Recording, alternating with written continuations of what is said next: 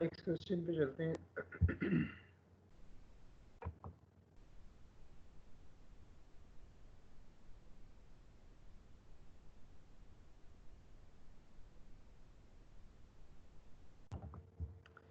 अच्छा, next question है बच्चों, 7.4 है। A firm's bond have a maturity of 8 years with $1,000 face value, have an 11% semi-annual coupon, are callable in 4 years at $1,154 and currently sells at a price of $1,283.09. What are their nominal yield to maturity and their nominal yield to call? What return should investor expect to earn on these bonds? ठीक है, एक bond बताया गया है जिसकी face value $1,000 है, तकरीबन हर question में $1,000 ही चल रही है, और उसका मेच्योरिटी का पीरियड, ठीक है, टाइम टिल मेच्योरिटी कितना है, 8 ईयर्स है।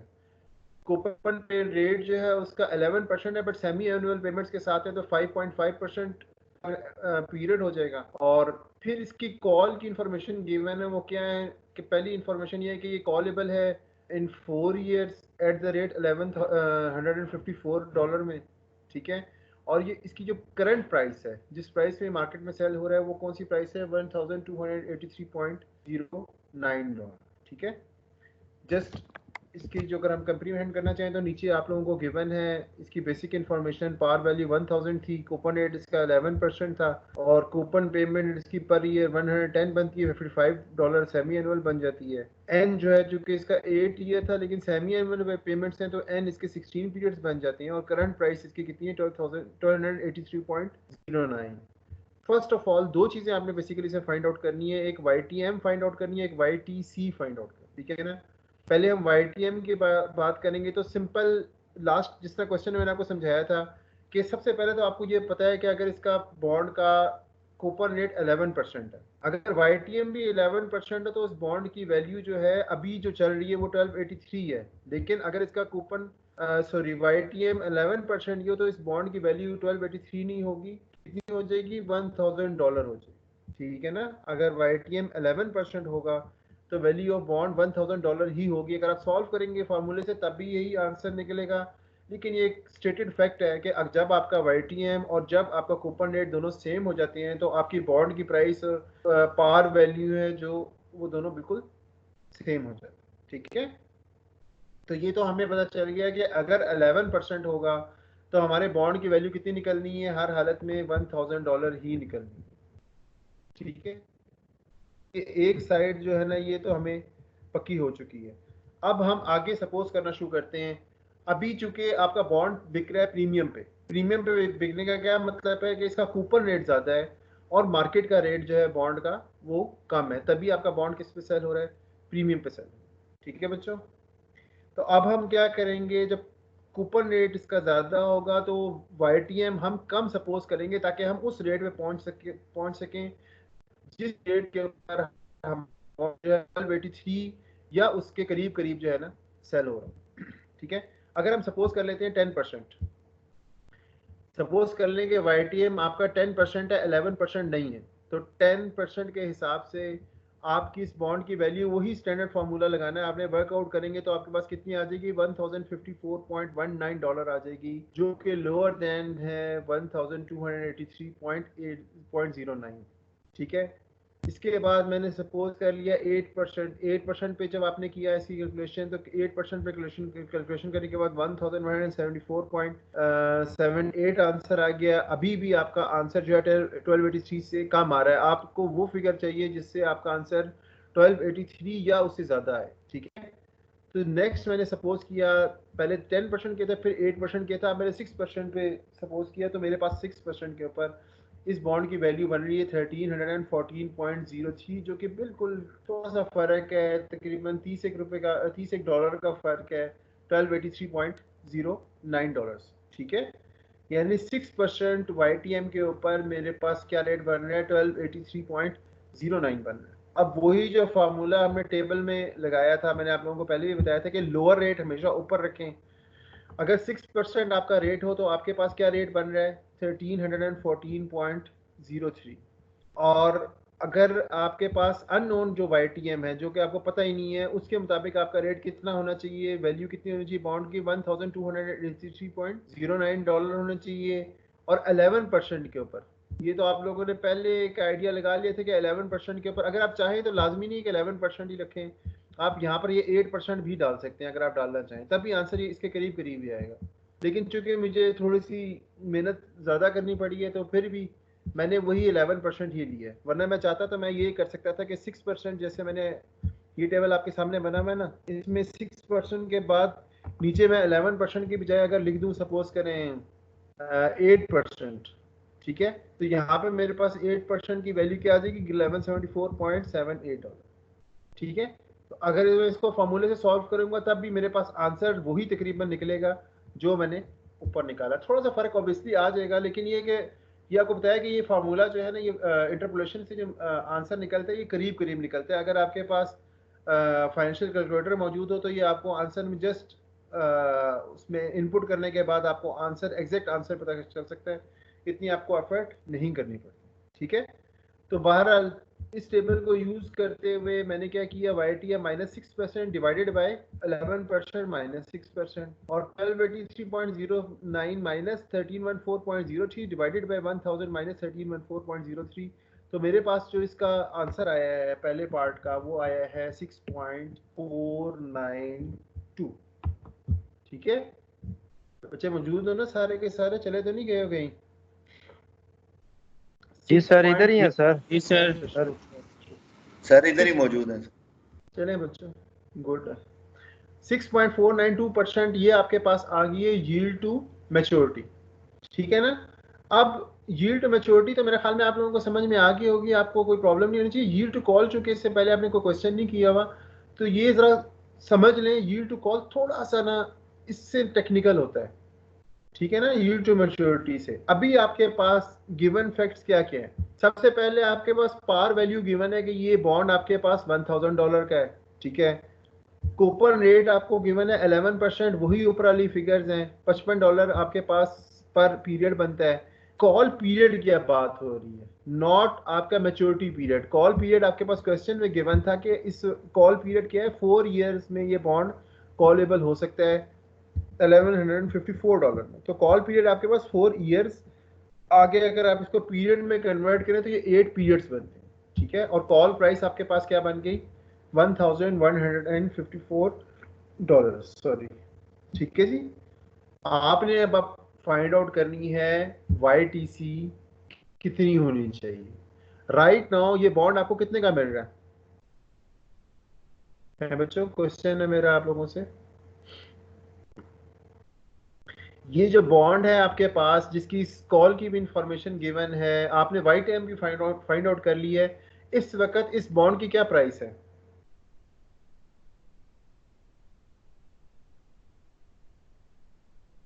जाग रहे हैं बच्चों? क्वेश्चन यहाँ लिखता हूँ ताकि आप लोगों की तरफ से आंसर आ जाए। What is the current price of the bond? Question में देख के बता दें।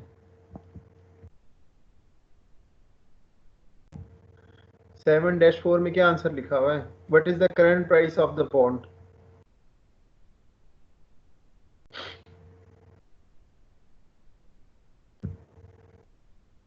$1283.09 इस बॉन्ड की करंट प्राइस है, जो कि कॉलेबल है इन 4 ईयर्स, ठीक है बच्चों।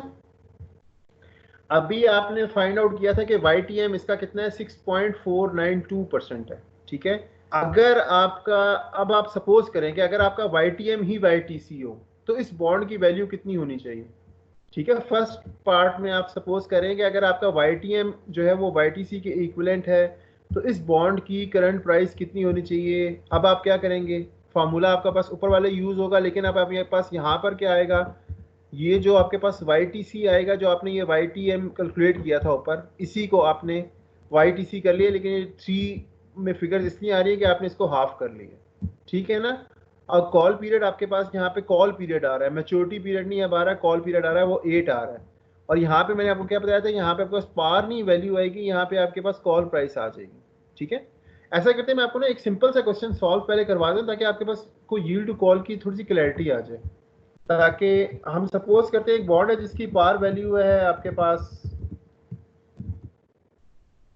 $1000 है, ठीक है, कूपन रेट है आपके पास 10%, ठीक है, मैच्योरिटी है आपके पास सपोज कर लेते हैं 10 ईयर्स है, ठीक है, कॉल पीरियड है आपके पास 5 ईयर्स है और कॉल प्राइस है $1050। अभी ये बॉन्ड इशू हुआ है जिसकी ये चीजें गिवन है, सॉरी, जिसकी चीजें गिवन है, आपने फाइंड आउट करनी है YTC। अब YTC के लिए मैंने आपको फार्मूला क्या बताया था, YTC के लिए फार्मूला आपका हो जाएगा value of the bond is equal to PMT times 1 minus 1 over 1 plus YTC raise to the power n क्या है आपके पास, कॉल पीरियड है यहाँ पे, ठीक है, divided by YTC plus call price divided by 1 plus YTC raise to the power n, और n आपके पास अगेन क्या है, आपके पास n आपके पास कॉल पीरियड है, नॉट मैच्योरिटी पीरियड है, ठीक है। तो अगर अभी आप ये ऊपर वाली फिगर्स रखें आपके पास, अब आपने फाइंड आउट क्या करना है, YTC फाइंड आउट करना है। अब आप सपोज कर लें कि आपका YTM जो है ना वो भी 10% है, सपोज कर लेते हैं, क्योंकि अभी बॉन्ड इशू हुआ है तो दोनों सेम होंगे। Suppose YTM is equal to 10%, अगर YTM 10% हो, ठीक है, तो हम सबसे पहले बॉन्ड की प्राइस निकालेंगे YTM को इक्विवेलेंट करते हुए YTC के, ठीक है। Suppose YTM is equal to YTC is equal to 10%, तो वैल्यू ऑफ बॉन्ड क्या आ जाएगी आपके पास,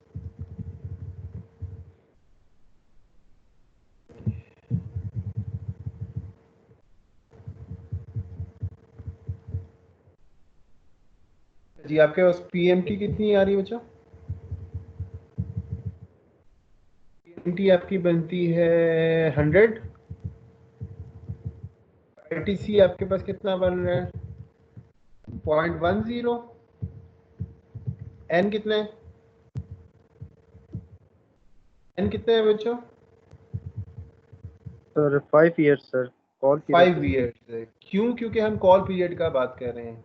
अच्छा जी, अब इसके बाद आ गई कॉल प्राइस, कॉल प्राइस कितनी आपके पास बन रही है 1050 सर जी, और इसी तरह आपके पास नीचे 1.10 और इसका एंड पीरियड कितना आ जाएगा 5 आ जाएगा। अब जरा इसकी वर्किंग करके देखेंगे इसका आंसर क्या बन रहा है, 1.1 raised to the power 5, 1 divided by this, 1 minus this divided by 0.1 into 100, which is 1050 divided by, ये बन रहा है बच्चों 1031.0405 का, कितना बन रहा है 1031.05, ठीक है। ये बॉन्ड जिसकी कॉल के उसके हिसाब से YTC के हिसाब से प्राइस 1031 पड़ रही है, प्राइस आपको कितने का मिल रहा है इस वक्त, कितने का पड़ रहा है 1000 का पड़ रहा है ना जी सर, 1000 का पड़ रहा है, तो ये 1031 जो प्राइस है ये क्या है $1000 से लेस है। अब आपको उस प्राइस में जाना है जो कि $1000 से आपकी सॉरी $1031 1000 से ग्रेटर प्राइस है। अब आपने वो प्राइस निकालनी है, वो रेट निकालना है जिसपे ये प्राइस जो है $1000 से लोअर हो जाए, ठीक है।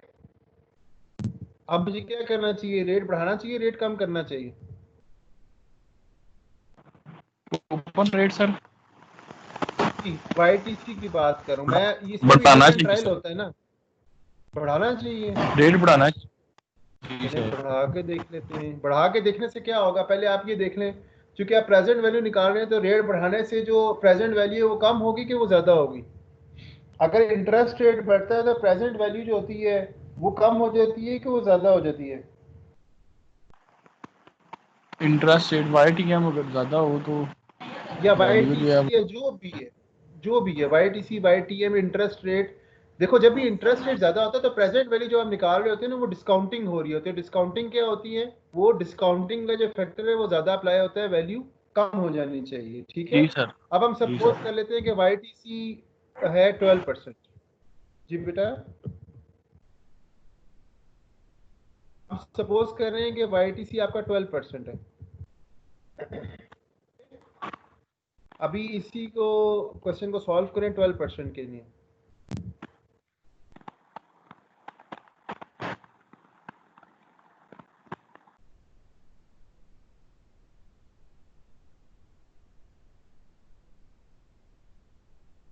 इसका आंसर आपका बनता है 956.27।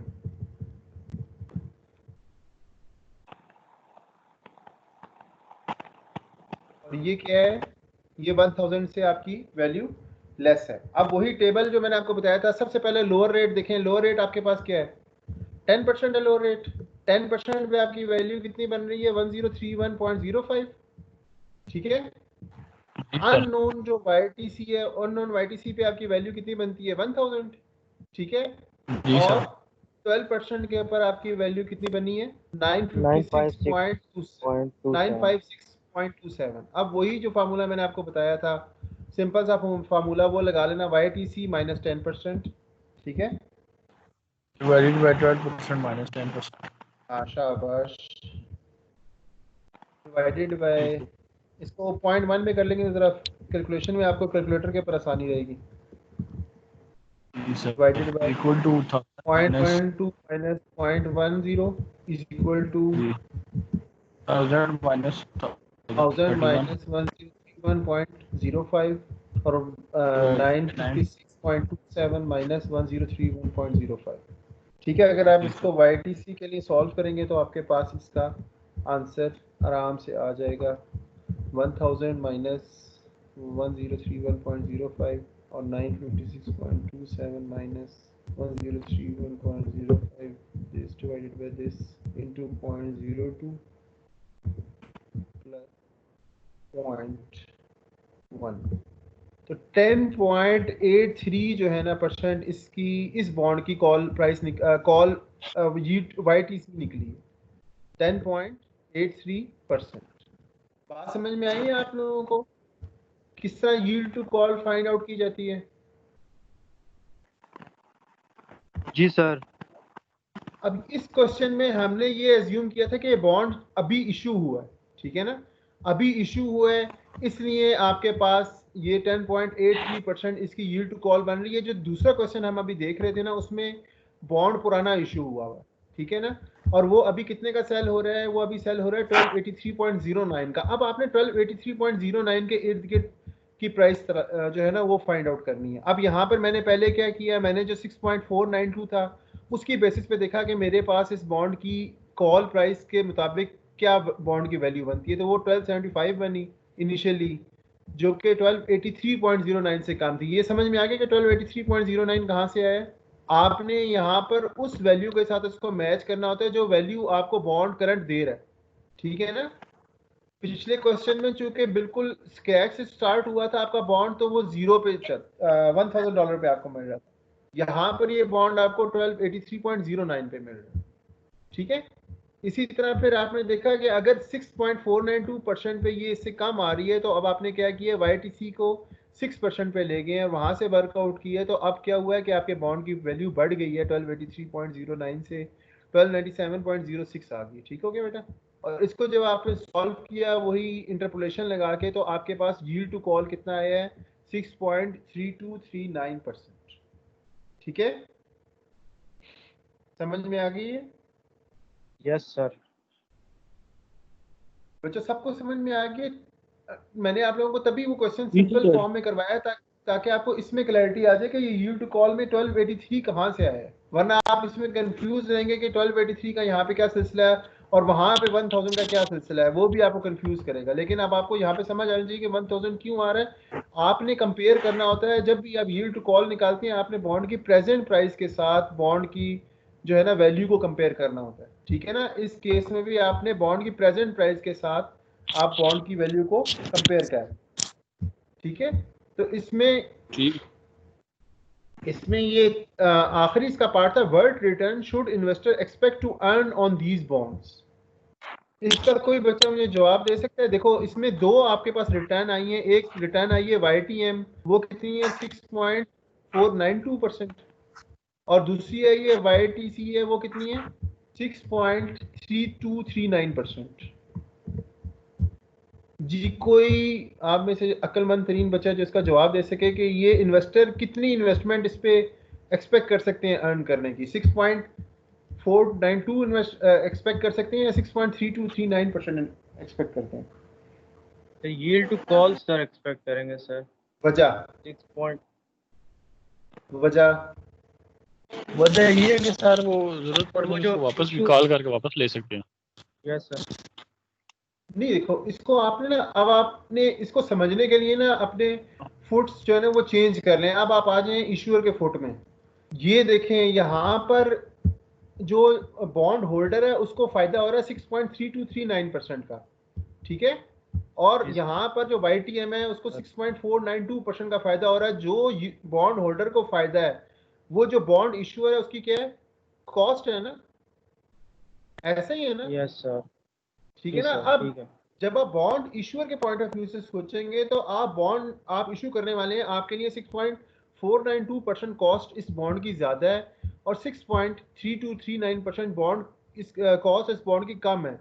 तो आप क्या करेंगे, आप कॉल पीरियड के पर इस बॉन्ड को 1283.09 का बाय बैक, सॉरी 1283 का नहीं, $1154 का बाय बैक करना बेहतर समझेंगे, बजाय इसके कि आप इसको मैच्योरिटी तक लेके चलें, क्योंकि मैच्योरिटी पे आपको इस बॉन्ड के अगेंस्ट ज़्यादा पैसा देना पड़ रहा है। तकरीबन आपको 15.15% जो है ना एक्स्ट्रा बेनिफिट देना पड़ रहा है बॉन्ड होल्डर को, ठीक है ना। तो आपको क्या करेंगे, आप इस बॉन्ड को कॉल पीरियड कंप्लीट होने के बाद कॉल प्राइस के ऊपर बाय बैक करें। समझ में आ गई बात बच्चों सबको? जी सर। सबको समझ में आई है जी बेटी? बेटा दोबारा बोलो, फायजा नहीं समझ आई मुझे आपकी बात।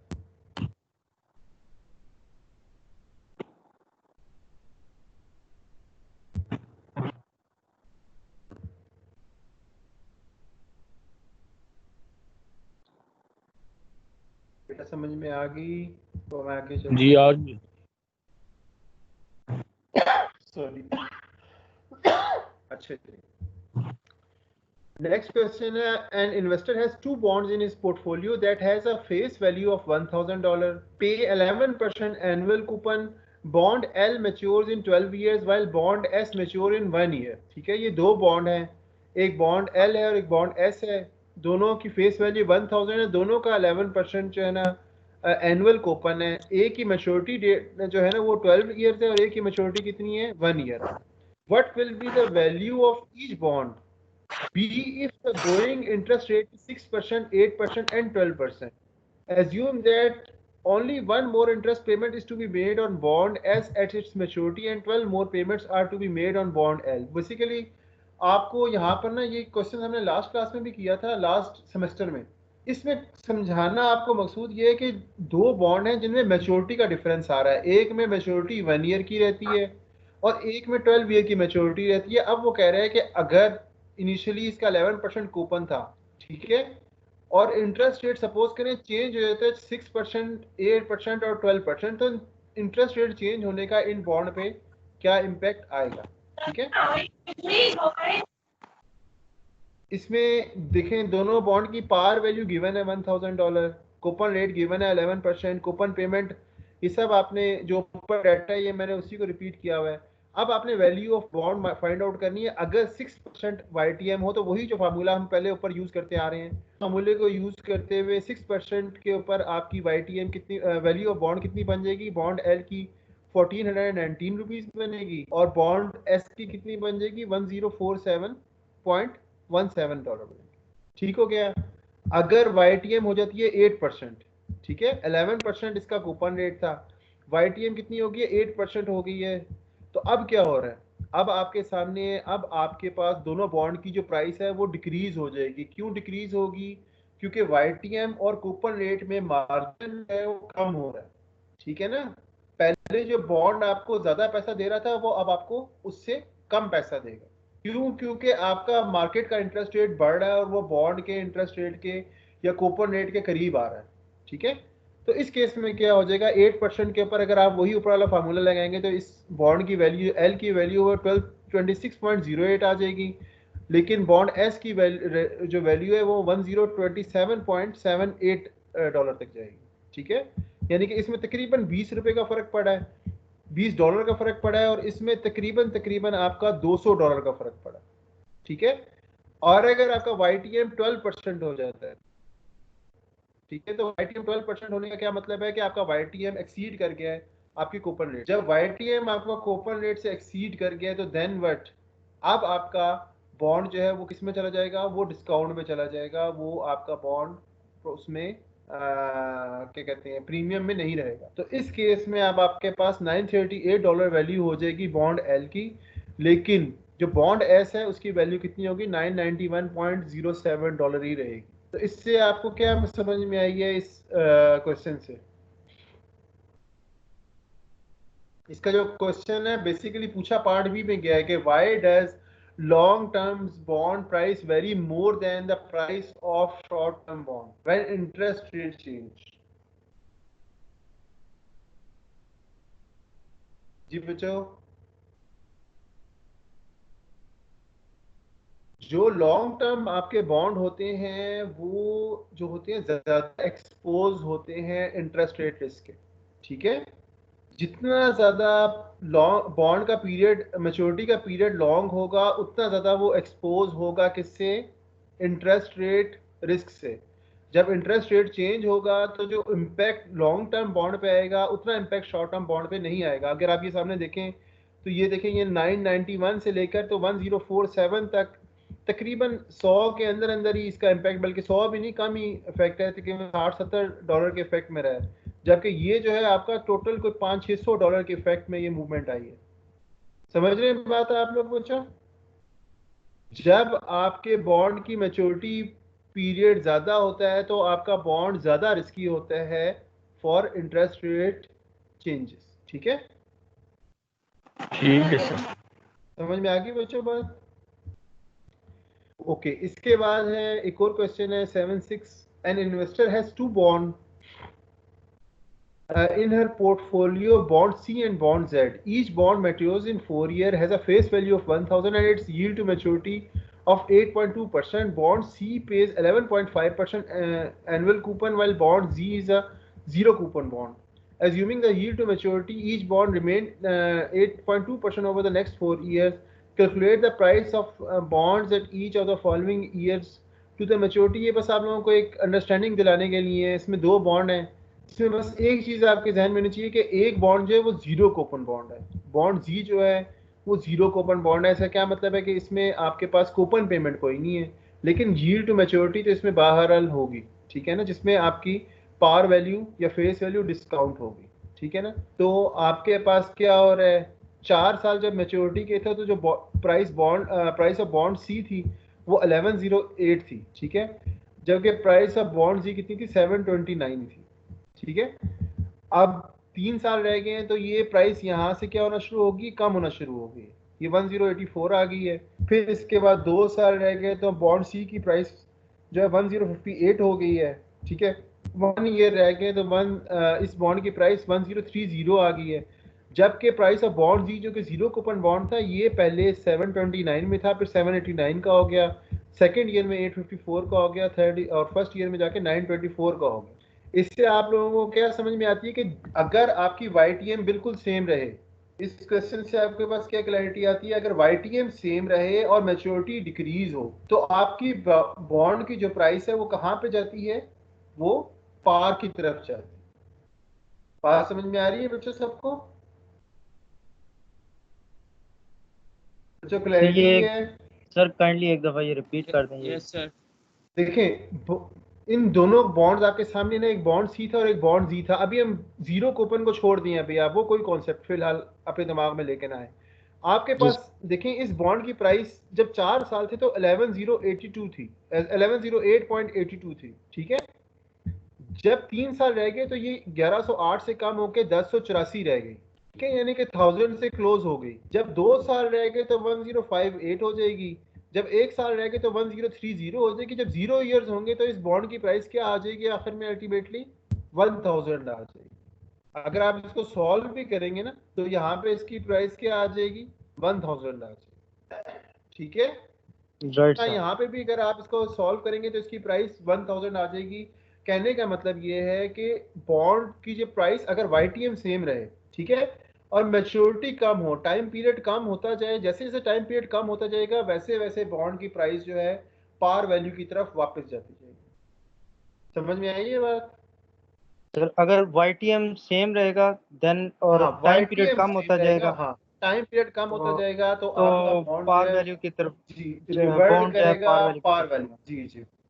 राइट सर ये थैंक आप ये जो है ना, चूंकि इसमें जीरो कूपन था तो इसलिए इसकी प्राइस नीचे से ऊपर आना स्टार्ट हुई है, ठीक है। यहाँ पर प्राइस ऊपर से नीचे क्यों आई है कि ये वाला बॉन्ड जो था ये प्रीमियम बॉन्ड था, इसका कूपन रेट ज्यादा था और वाईटीएम कम था।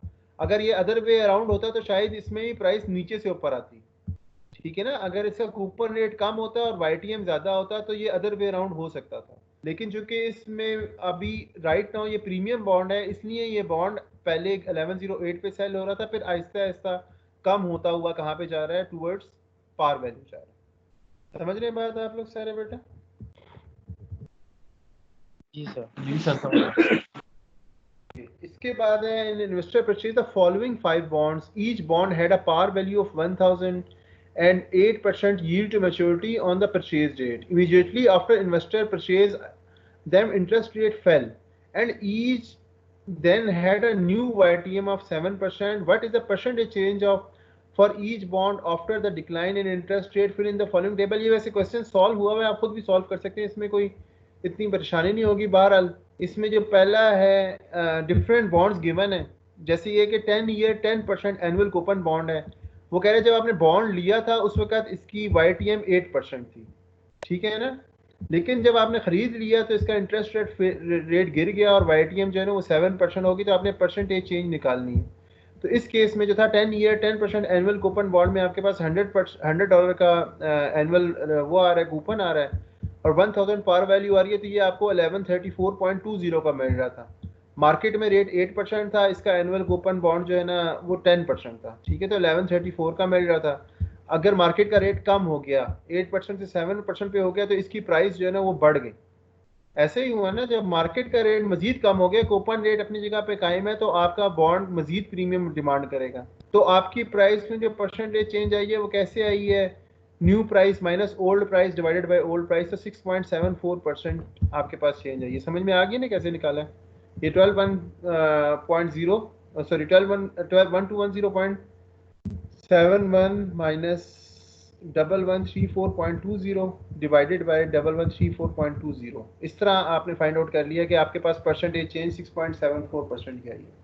सेम इसके बाद आ गया, अगर आपके पास 10 ईयर्स था जिसके जीरो कूपन पीरियड थे, तो इसकी इनिशियल प्राइस जो 8% पे थी वो $463 बन रही थी, और 7% के ऊपर $508 बन रही थी, तो 9.75% इंक्रीज आई है आपकी प्राइस में। इसी तरह 5 ईयर और जीरो कूपन जो है उसमें 680 पहले प्राइस थी, 712 बाद में हो गई, तो 4.76% प्राइस में चेंज आई है। 30 ईयर वाले में जिसका मैच्योरिटी सबसे ज़्यादा थी, ठीक है, उसमें आपके पास $99 से प्राइस 131 पे चली गई, 32% की आपकी प्राइस की चेंज आई, ठीक है। और फाइनली जो $100 की परपेचुइटी है, परपेचुइटी का फार्मूला आप लोगों को याद होगा, क्या परपेचुइटी का फार्मूला होता है?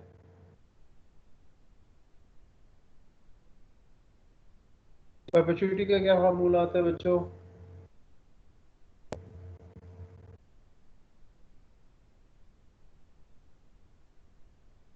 गया है? सर वो 1 - 1 प्लस नहीं बेटा, सर इस तरह का नहीं।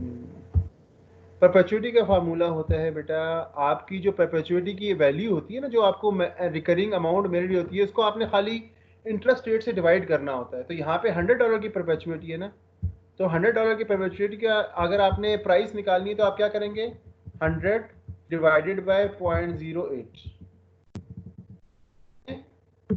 100 को 0.08 से डिवाइड कर लेंगे 1250 आ जाएगा। 100 को 0.07 से डिवाइड कर लेंगे तो 1428.57 आ जाएगा। तो परपेचुइटी के केस में आपके पास जो प्राइस की चेंज आ रही है वो कितनी आ रही है, 14.29% की चेंज आ रही है। ठीक है, ये भी जस्ट सिंपल आप लोगों की अंडरस्टैंडिंग डेवलप करने के लिए डिफरेंट टाइप ऑफ इन्होंने दे दिए थे। जीरो कूपन बॉन्ड ज्यादा है इसमें, ठीक है। जो स्टैंडर्ड कन्वेंशनल बॉन्ड है वो एक ही दिया हुआ है।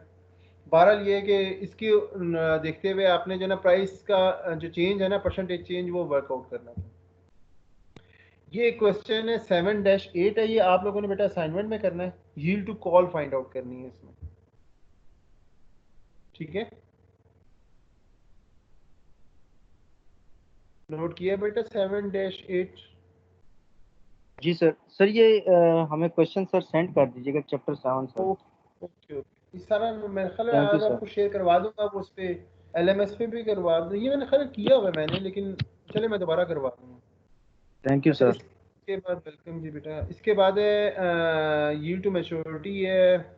Harriman Industries have 6 years left to maturity. Interest is paid annually and the bond has a 1,000 par value and coupon rate of 10%. What is the yield to maturity at a current market price of 865 and level 166? Would you pay 865 for each bond if you thought that a fair market interest rate for such bond was 12%? That is if RD is 12%. Explain your answer. ये बच्चों आप लोगों ने 7, 8, 7, 9 दोनों जो है ना question, ये आपने करने हैं असाइनमेंट में। थर्ड क्वेश्चन है मेरे ख्याल में, देख लेता हूँ मैं। Current yield, capital gain yield and yield to maturity. अच्छा, इसमें कह रहे हैं कि pulsar printing incorporation has bonds outstanding with 9 years left to maturity.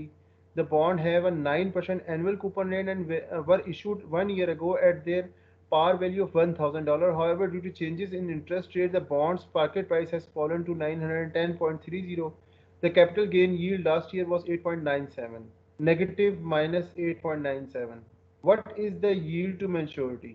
ठीक है, और for the coming year what are the expected current and capital gain yields and what will be the actual realized yield be equal to expected yield if interest rate change? ठीक है बच्चों, ये 3 question जो है ना, ये मैं आपको शेयर भी करा देता हूँ आपके इसमें क्या कहते हैं असाइनमेंट बनाकर। ये तीनों की तीनों जो है ना, इसकी असाइनमेंट जो है ना आप लोगों ने मुझे इंशाल्लाह सबमिट करवानी है। और इसमें मेरे ख्याल में हम लोग, मैं देख लेता हूँ और कोई ऐसा इंपॉर्टेंट क्वेश्चन जो आप लोगों को करवाने वाला हो।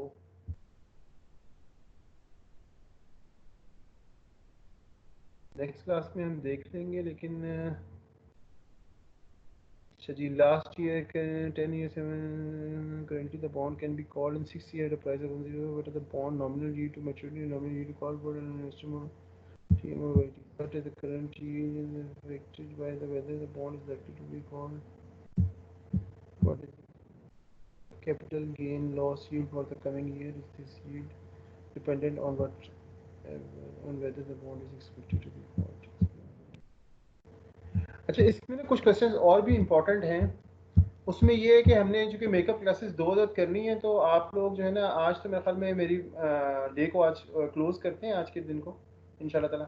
तो जो है ना इस सैटरडे को जो है ना एक हम मेकअप क्लास जो है ना पहले ही रखेंगे अपनी इंशाल्लाह ताला। टाइमिंग जो है ना वो देख लेंगे कि फर्स्ट टाइम में आप लोगों को सूट करता है या सेकेंड टाइम में सूट करता है, लेकिन ये कि क्लास लाजमी होगी, ये आप लोग जहन में रखिएगा इंशाल्लाह ताला। जी ठीक है सर। बच्चों? जी सर।